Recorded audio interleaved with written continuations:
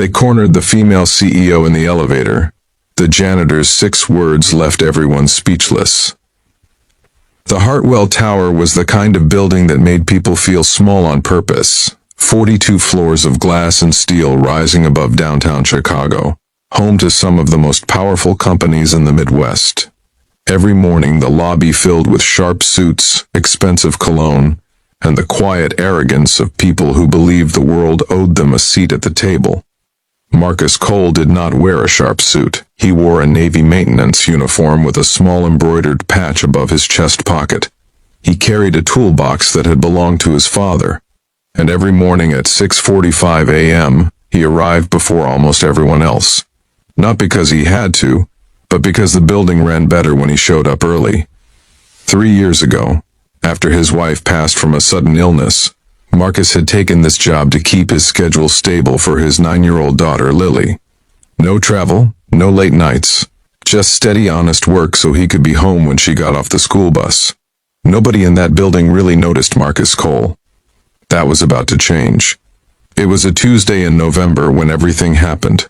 Diana Hartwell, yes, that Hartwell, stepped into the main elevator at 8:02 a.m. She was the CEO of Hartwell Capital, the firm that occupied the top 6 floors of the tower her grandfather had built. 41 years old, composed as polished marble, she wore a charcoal blazer and carried a leather portfolio that contained the terms of a 9-figure acquisition deal she was closing that afternoon. She barely glanced up when 2 men stepped into the elevator behind her.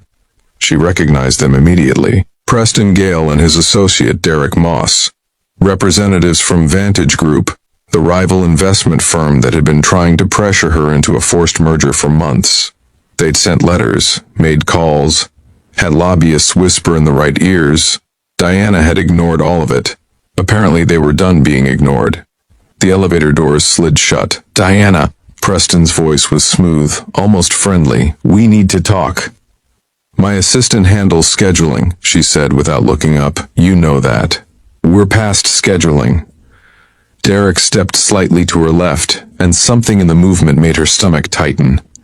"The board is tired of waiting. This deal happens one way or another." She looked up then. Both men were standing closer than appropriate. The lobby camera had a blind spot in this elevator. Everyone who worked in the building knew it. She'd always meant to have it fixed. "Are you threatening me?" she asked, her voice steady even as her pulse jumped. Preston smiled. It didn't reach his eyes. "We're motivating you." Marcus had been on the 2nd floor fixing a stuck HVAC panel when his radio crackled. A cleaning crew member down the hall mentioned the main elevator was running slow, probably the sensor again. He packed his toolbox and headed toward the elevator bank. He arrived just as the doors were about to close. He caught them with one hand the way he always did, not wanting to wait for the next car. He stepped inside. 3 people. The CEO, he recognized her from the framed portrait in the lobby, and 2 men in expensive suits standing uncomfortably close to her. The tension in that small metal box was immediate and physical, like stepping into a room where something had just been broken. Marcus looked at the woman's face. He'd seen that expression before. His daughter had worn it once, in a school hallway, when 3 older kids had boxed her in by the lockers. That careful, controlled stillness that people wear when they're calculating their options and finding them limited. He set his toolbox down slowly. He pressed the button for the next floor, just 1 floor up. Then he turned, crossed his arms, and looked directly at the 2 men.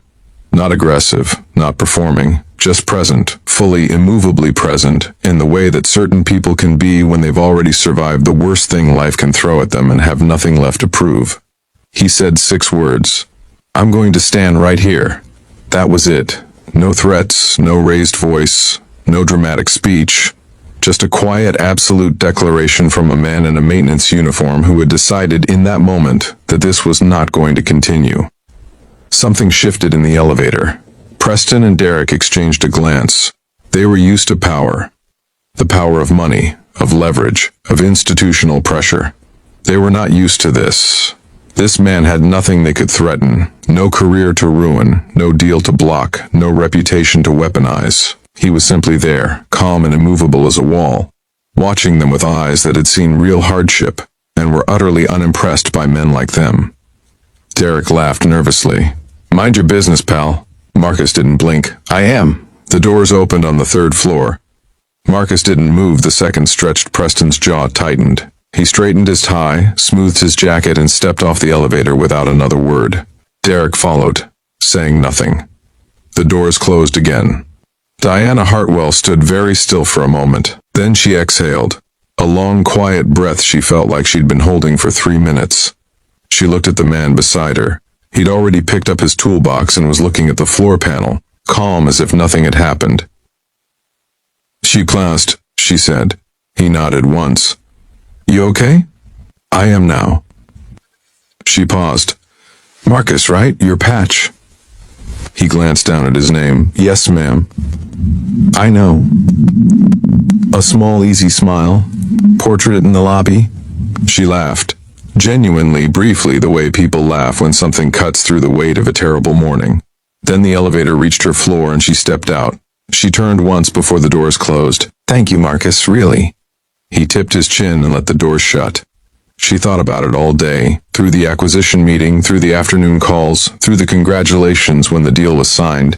She kept returning to that moment. 6 words. "I'm going to stand right here. No calculation, no angle, no reward expected. Just a man who saw something wrong and planted his feet." She had security pull the elevator footage that afternoon. Not the camera inside, which indeed had the blind spot, but the lobby camera that captured the moment Marcus stepped in. She watched it 3 times.